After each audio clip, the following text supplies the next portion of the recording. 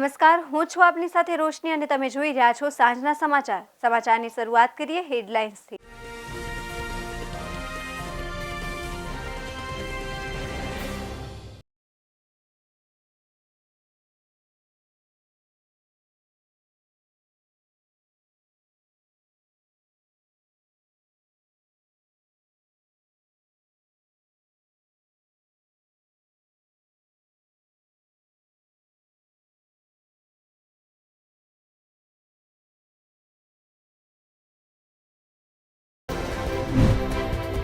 સ્કૂલો માટે સરકારની નવી ગાઈડલાઈન. જે રાજ્યોમાં કોરોનાના કેસ 5%થી ઓછા ત્યાં સ્કૂલો ખુલશે.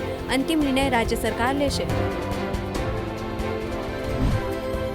ઓફલાઈન શિક્ષણ માટે ઉતાવળ કેમ? ગુજરાતમાં શાળા સંચાલકોએ શિક્ષણ મંત્રી પર દબાણ કર્યું અને હવે વાલીઓ પર ચોથા ક્વાર્ટરની ફી લેવા દબાણ કર્યું. વડોદરાની આજથી શુક્રવારી બજાર ભરવા માટે પાલિકાએ મંજૂરી આપી. પાથરના વાળાઓએ મોરચો માંડતા તંત્રએ અંતે ઝૂકવું પડ્યું. ગોરખપુરમાં સીએમ યોગીએ ઉમેદવારી નોંધાવી. ગૃહમંત્રી શાહે કહ્યું જનતા ભાજપની સાથે છે. આ વખતે પણ 300 ને પાર.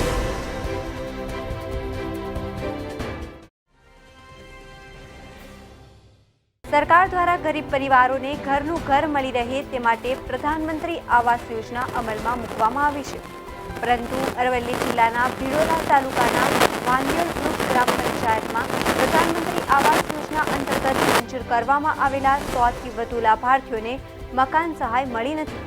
જેને કારણે ગરીબ અને જરૂરિયાતમંદ પરિવારના લોકો સહાય મંજૂર થયા બાદ પણ ઘરનું મળતા ગરીબી વર્ગના લોકોની હાલત કફોડી બની છે.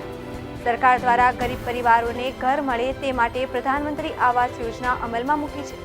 પણ સહાય મંજૂર થયા બાદ પણ ઘરનું સ્વપ્ન અધૂરું રહે તો તેઓ સહાય ઝડપથી ચૂકવાય તેવી માંગ કરી રહ્યા છે. ત્યારે તંત્ર દ્વારા ક્યારે સહાય ચૂકવાય અને મકાનનું કામ ચાલુ થાય તેવી જરૂરિયાતમંદ પરિવારો રાહ જોઈ રહ્યા છે. મકાનો મંજૂર થયા બાદ જિલ્લા વહીવટી તંત્ર દ્વારા મંજૂર થયેલ મકાનોનું ફરી રીસર્વે કરવા માટે નોટિસો આપી છે. ત્યારે ઘરની આશા રાખીને બેઠેલા ગરીબ પરિવારો હાલ મકાન વગર હાલાકી ભોગવી રહ્યા છે. ત્યારે તંત્ર દ્વારા મંજૂર થયેલા મકાનની ગ્રાન્ટ વહેલી તકે ફાળવવામાં આવે તેવી પરિવારો રાહ જોઈ રહ્યા છે. મારું નામ કટારા રામજીભાઈ વીરજીભાઈ, ગામ દાંતિયા વજાપુર, પંચાયત વાંદિયોલ. અમારે આદિવાસી 50 ઘરોની કોઈ સહાય મળી નથી. અત્યારે તમે સામને જુઓ કે અમારી મકાનની કેવી પરિસ્થિતિ છે. ચોમાસામાં વરસાદમાં પાણી ભરાઈ જાય છે, રહેવામાં બહુ તકલીફ છે. તો અમારી સરકારને એટલી બધી નમ્ર વિનંતી છે કે અમને પાકી મકાનની સહાય મળે એટલી અમારી નમ્ર વિનંતી કરવાની છે. ના એ તો રોડ વાળું જ બસ કરે. વાંદિયોલ ગ્રુપ ગ્રામ પંચાયતની અંદર 4 રેવન્યુ વિલેજ આવેલા છે અને 3 પેટા પર આવેલા છે. એટલે આ પ્રધાનમંત્રી આવાસ યોજના જે છે આ પેટા પર હોવાના લીધે લોકો સુધી પહોંચી નથી શકી. એટલે એક તો અમારી માગણી એવી છે કે પ્રધાનમંત્રી આવાસ યોજનાની જોડે અમારા આ જે પેટા પર છે એ એમને રેવન્યુ વિલેજનો દરજ્જો મળે અને આ પ્રધાનમંત્રી આવાસ યોજના માટે જે લોકોના સર્વે રહી ગયા છે, ખરી રીતના જેમને જરૂરિયાત છે, જે ગરીબ માણસ છે એમને રીસર્વે થાય અને એમને ટૂંક સમયમાં જલ્દીથી જલ્દી આનું જે ઓનલાઈન કરવાનું આવે છે એની કામગીરી થાય એવી અમારી સમગ્ર ગામજનો અને પંચાયતની માગણી છે. અને બીજું કે એ આ સહાય 1,20,000 મળે છે. જે સહાય હાલ મોંઘવારીની દ્રષ્ટિએ જોવા જઈએ તો રેતી, કપચી, ઈંટો, સિમેન્ટ બધાનો ભાવ વધી ગયો છે. જેથી આ સહાય 2 લાખ જેવી જાય એવી એક અમારી આ રજૂઆત છે. અમારા સાંસદ સાહેબ શ્રીને બી નમ્ર વિનંતી છે કે અમારી આ વાતને ધ્યાને લઈ અને આ સહાય વધારવામાં આવે એવી આગળ ઉગ્ર રજૂઆત કરે એવી અમારી સરકારમાં નમ્ર વિનંતી છે. ગોધરા ખાતે હાલ નવીન નિર્માણ પામતી જિલ્લા પંચાયત ભવનની પાછળના ભાગમાં આવેલા સોસાયટીના રહીશો દ્વારા રસ્તાને લઈને હલ્લાબોલ કરી નવીન રસ્તાની માંગ સાથે જિલ્લા કલેક્ટર સહિતના તંત્રને રજૂઆત કરવામાં આવી હતી. ગોધરા ખાતે આવેલા જિલ્લા પંચાયતનું નવીન બિલ્ડિંગ બનાવવાનું કામ પ્રગતિમાં છે. ત્યારે જિલ્લા પંચાયત ભવનની પાછળના ભાગમાં આવેલા વહોરા ચાલ અને ટીચર્સ સોસાયટીના રહીશો દ્વારા તેમના વિસ્તારમાં અવરજવર કરવા માટે વર્ષો જૂના સાંકડા રસ્તાને લઈને હલ્લાબોલ કર્યો હતો. જિલ્લા પંચાયત ભવનની પાછળના ભાગે આવેલા વહોરા ચાલ અને ટીચર્સ સોસાયટીમાં 300 ઉપરાંત રહેણાંક મકાનો આવેલા છે, જેમાં 2500થી વધુ લોકો વસવાટ કરે છે. આ સોસાયટીના વિસ્તારમાં અવરજવર માટે વર્ષો જૂનો માત્ર 5 જ ફૂટનો રસ્તો આપવામાં આવ્યો છે. સોસાયટીમાં અવરજવર માટે અન્ય કોઈ રસ્તો જ નથી. હાલમાં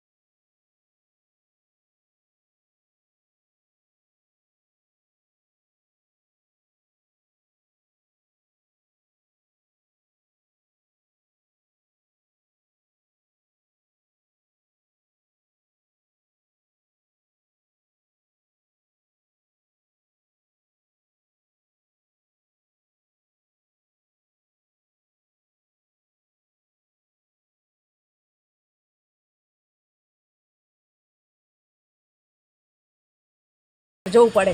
એના માટે કોઈ સાધન અંદર આવી શકે અને વ્યવસ્થા થઈ શકે એના માટે અમે કલેક્ટર સાહેબને રજૂઆત કરી છે, કે રાહુલજીને આપણા ધારાસભ્યને બી રજૂઆત કરી છે. છતાં બી અમારું આ કામ રોકાઈ રહ્યું છે અને અમારા રસ્તાની એ જ માંગણી છે કે અમારો રસ્તો પહોળો થાય. બસ એક જ અમારી માંગણી છે. નથી અમે રાજકારણમાં કે નથી અમે કોઈના પક્ષમાં. અમારી હક એટલે અમારા પોતાના માટે હક માગીએ છીએ, બીજાના માટે અમે નથી માગીએ કે અમારી સુવિધા અમારા ફળિયા માટે તો કોઈ અમારે મકાન બનાવવાનું કશું બનાવવાનું નથી, પણ અમારે રસ્તો જ જોઈએ છે, બીજું કશું જોઈતું નથી. બસ અમારે એક જ માંગણી છે. અમારી રજૂઆત એ છે કે માણસ બીમાર થાય તો લઈ જવા વાસ્તે ગાડી નથી આવી શકતી, બીજી સબ વાહિની નથી આવી શકતી, એમ્બ્યુલન્સ નથી આવી શકતી. કોઈ અમે ઇમરજન્સી બનાવ બને તો બંબો આવવો જોઈએ તે નથી આવી શકતો. એટલો રસ્તો સાંકડો છે તો એ વધારે નહીં પણ 5 ફૂટ જ જગ્યા અમને આપો, વધારે અમે માગતા નથી. અમારે બંગલા નથી બાંધવાના, એકલું જવા આવવા અને આ વસ્તુ આવવા જવા માટે રસ્તો જોઈએ છે. બસ એટલી મારી માગણી છે. અમારી રજૂઆત સોસાયટીમાં આવતા રસ્તા માટેની છે અને એ જિલ્લા પંચાયતની પાછળ આવેલી છે. એ સોસાયટીમાં લગભગ 70 થી 75 ઘરો છે અને ત્યાં મોટાભાગના ઉંમરલાયક બી વ્યક્તિઓને બધા રહે છે. સોસાયટીની અંદર આવવાનો જે રસ્તો છે હાલ જિલ્લા પંચાયતની પાછળનું બાંધકામ પૂર્ણ થઈ ગયેલું છે, પરંતુ સોસાયટીની જે દિવાલ છે તોડી નાખી છે. અમારી રજૂઆત છે કે અમને સોસાયટીની અંદર ફાયર ફાઇટર 108 જેવા વ્હીકલો અંદર આવી શકે એના માટે રસ્તો થોડો પહોળો કરી આપે. આ અગાઉ અમે માન્ય કલેક્ટર સાહેબને, ડીડીઓ સાહેબને, ધારાસભ્ય શ્રી કે રાહુલજી સાહેબને અમે રજૂઆત કરી છે લેખિતમાં બી, પરંતુ હાલ સુધીમાં કોઈ એની કામગીરી થયેલ નથી. તો અમને આ રસ્તો પહોળો કરી આપવા માટેની જ અમારી માંગ છે. અમરેલી જાફરાબાદમાં જિલ્લા ભાજપ પ્રમુખ કૌશિક વેકારિયા સાહેબની સૂચના મુજબ હાલ ભારતીય જનતા પાર્ટી દ્વારા માઇક્રો ડોનેશન પાર્ટીને આપવાનું કાર્ય હાથ ધરવામાં આવ્યું છે. જાફરાબાદ શહેર વિસ્તારના વેપારી મિત્રો, આગેવાનો અને સમાજ શ્રેષ્ઠીઓએ પણ પાર્ટીને ડોનેશનના સ્વરૂપે સહકાર આપવાનું કાર્ય હાથ ધર્યું છે, જેમાં વેપારી મિત્રો દ્વારા ઉત્સાહભેર સહકાર આપ્યો હતો.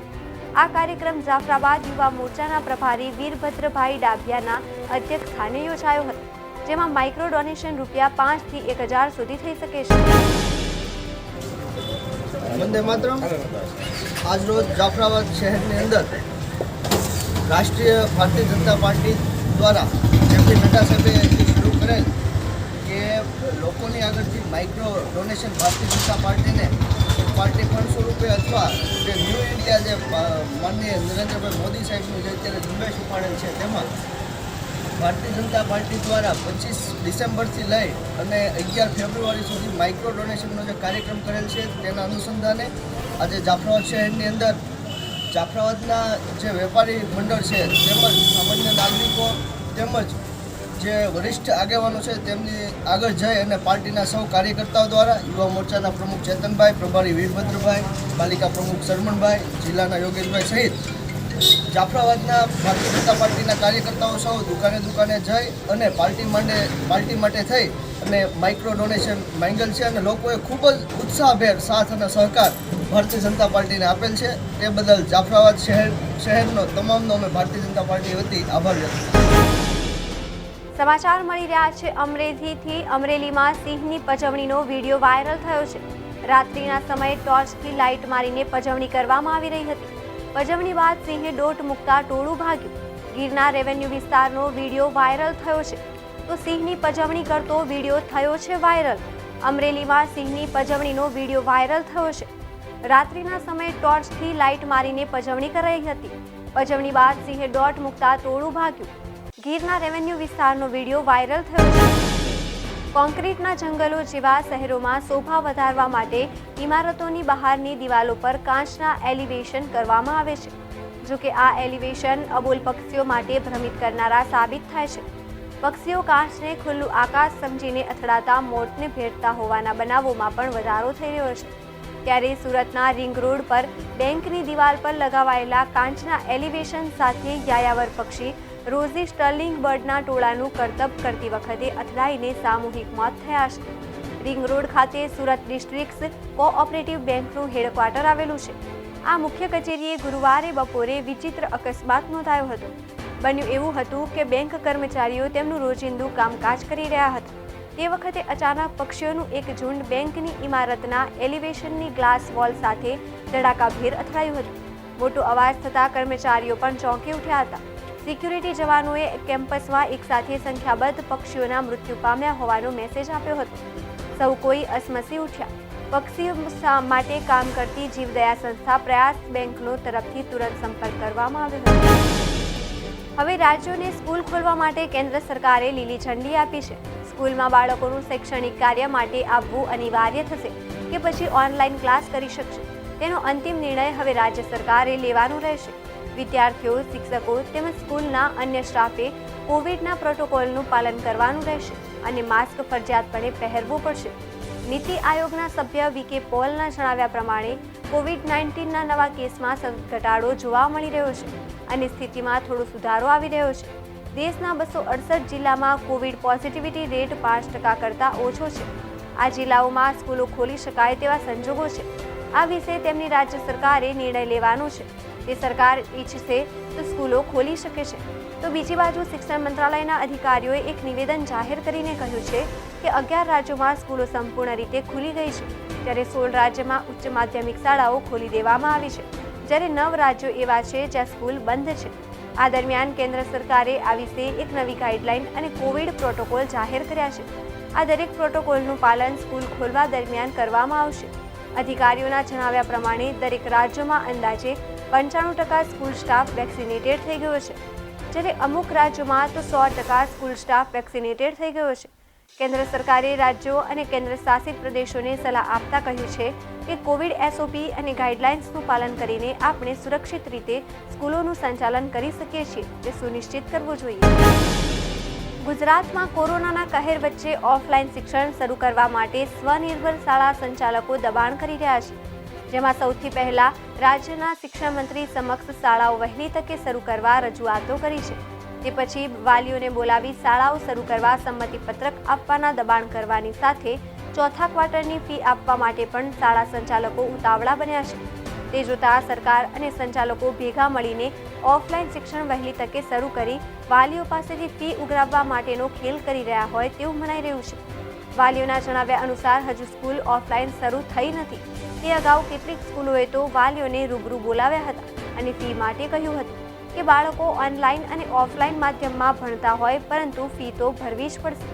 50% વાલીની સંમતિ મળશે તો સ્કૂલો ઓફલાઈન જ ચાલશે, જેથી વાલીઓએ સંમતિ આપવી પડશે. શિક્ષણ વિભાગના અધિકારીના જણાવ્યા અનુસાર અત્યારે 1 થી 9 ધોરણની સ્કૂલો શરૂ કરવી એ ઉતાવળિયો નિર્ણય છે. હજુ બાળકોની વેક્સિન આવી નથી અને કેસ પણ મોટી સંખ્યામાં નોંધાઈ રહ્યા છે. ગુજરાતમાં જાન્યુઆરી મહિનામાં સ્કૂલોમાં અનેક બાળકો સંક્રમિત થયા હતા. તે છતાં કોઈ દબાણના કારણે જ શિક્ષણ મંત્રી સ્કૂલો શરૂ કરવા નિર્ણય કરી રહ્યા છે. સુરત શહેરમાં કોરોનાના કેસમાં સતત ઘટાડો થઈ રહ્યો છે. કેસના ઘટાડા સાથે નવા 389 કેસ. આ સાથે શહેર જિલ્લામાં 6 દર્દીના મોત થયા છે, જ્યારે 1118થી વધુ દર્દી ડિસ્ચાર્જ થયા છે. સુરત શહેરના 8મા ઝોનમાં સૌથી વધુ 48 કેસ નોંધાયા છે. હાલ શહેર અને જિલ્લામાં કુલ 4030 એક્ટિવ કેસ છે.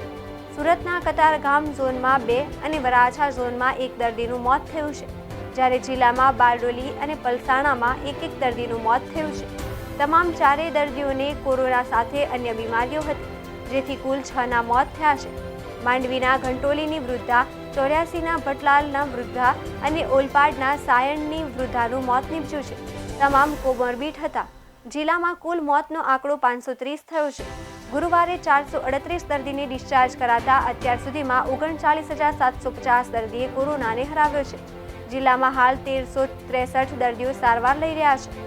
બારડોલી તાલુકાની શાળાઓમાં કોરોના વેક્સિનના પ્રથમ ડોઝ માટે કેમ્પ યોજાયા હતા, જેનો 1 માસ પૂર્ણ થતાં જ 3 ફેબ્રુઆરીના રોજ બીજા ડોઝની શરૂઆત થઈ છે. બારડોલીની BABS હાઈસ્કૂલમાં 15 થી 18 વર્ષના 60 વિદ્યાર્થીઓને કોરોના રસીનો પ્રથમ ડોઝ અપાયો હતો, જે 1 માસ પૂર્ણ થતાં ગુરુવારે ફરી તાલુકા આરોગ્ય વિભાગ દ્વારા બાળકોમાં કોરોના સંક્રમણ ફેલાતું અટકાવવા શાળામાં વેક્સિનના બીજા ડોઝ માટે કેમ્પ યોજી બીજો ડોઝ આપ્યો હતો. તો બાળકો પણ કોરોના રસી ઉત્સાહભેર લેતા નજરે પડ્યા હતા. BABS હાઈસ્કૂલના આચાર્યએ કોરોના રસી લેવા માટે બાળકોને પ્રોત્સાહિત કર્યા હતા, તો સાથે જ આરોગ્ય વિભાગનો કોરોના રસી આપવા બદલ આભાર વ્યક્ત કર્યો હતો. વડોદરામાં શુક્રવારી બજારના પાથરણાવાળાઓએ મોરચો માંડતા તંત્રએ અંતે ઝૂકવું પડ્યું છે. આજથી જ શુક્રવારી બજાર ભરવા માટે પાલિકાએ મંજૂરી આપી દીધી છે. જો કે લારીઓ અને પાથરણાવાળા કોરોનાની ગાઈડલાઈન પાલન કરવાનું રહેશે. આજે મોરચો લઈને મ્યુનિસિપલ કોર્પોરેશનની ઓફિસે ગયેલા શુક્રવારી બજારના પાથરણાવાળાઓને ડેપ્યુટી મ્યુનિસિપલ કમિશનર સુધીર પટેલે જણાવ્યું હતું કે તમે વડોદરામાં આજથી જ શુક્રવારે બજાર ભરી શકો છો. તમારે કોરોનાની ગાઈડલાઈન અને સોશિયલ ડિસ્ટન્સનું પાલન કરવાનું રહેશે. આજે સવારે શુક્રવારી બજારના પાથરણાવાળા આજે ફરી એકવાર મ્યુનિસિપલ કોર્પોરેશનની ઓફિસે મોરચો લઈને પહોંચી ગયા હતા. તેઓએ શુક્રવારી બજાર ફરીથી શરૂ કરો, ન્યાય આપો, ગરીબોને ન્યાય આપોના નારા લગાવ્યા હતા. અગાઉ ગત શુક્રવારે પણ પાથરણાવાળાઓ લઈને કોર્પોરેશન ગયા હતા અને આવેદનપત્ર આપ્યું હતું. પાથરણાવાળા મોરચાના પગલે મહિલા પોલીસ સહિત ઉચ્ચ અધિકારીઓ કોર્પોરેશન ખાતે ગોઠવાઈ ગયા હતા.